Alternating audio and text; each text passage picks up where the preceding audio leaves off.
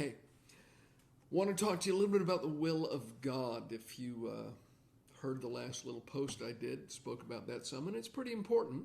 And it freaks some people out because they think, I can't know God's will. How can I know it? Well, we can know it.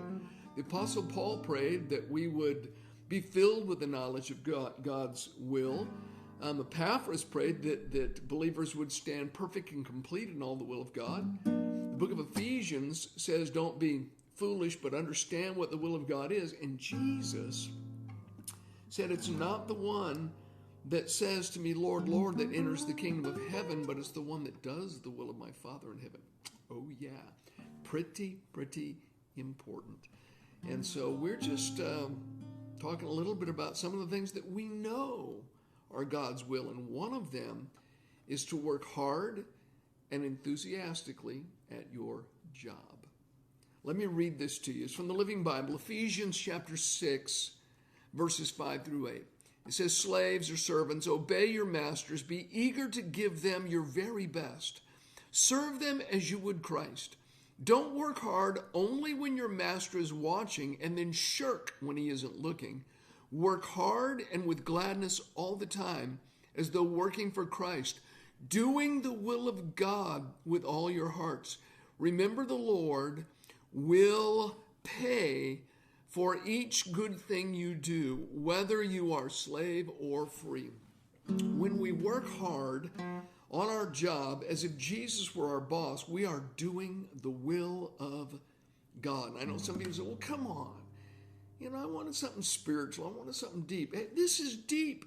It's a way you can be in the will of God probably 8 hours a day, 5 days a week, if that's how much you work, if you're blessed enough to have a job. If you just work when the boss is watching and then sort of slack off when he's not, that's not the will of God. God's will is that we work hard and enthusiastically at our jobs. When I was a teenager, one of the jobs I had was assembling traffic signals. And we would stand around a long bench and everybody had their little part. You'd screw this in, you do this and pass it down to the next guy. And they wouldn't give us chairs to sit on. I don't think that would happen today. But we had to stand 8 hours a day and assemble these things. And people just took their time and they were lazy and slouched until the boss/owner walked in.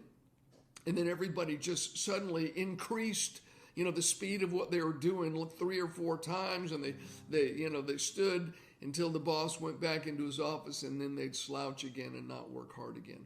Well, friend, the will of God is to work as if Christ were watching us, as if Christ were our boss. Even if your boss is unkind and unfair, it's the will of God that you work hard.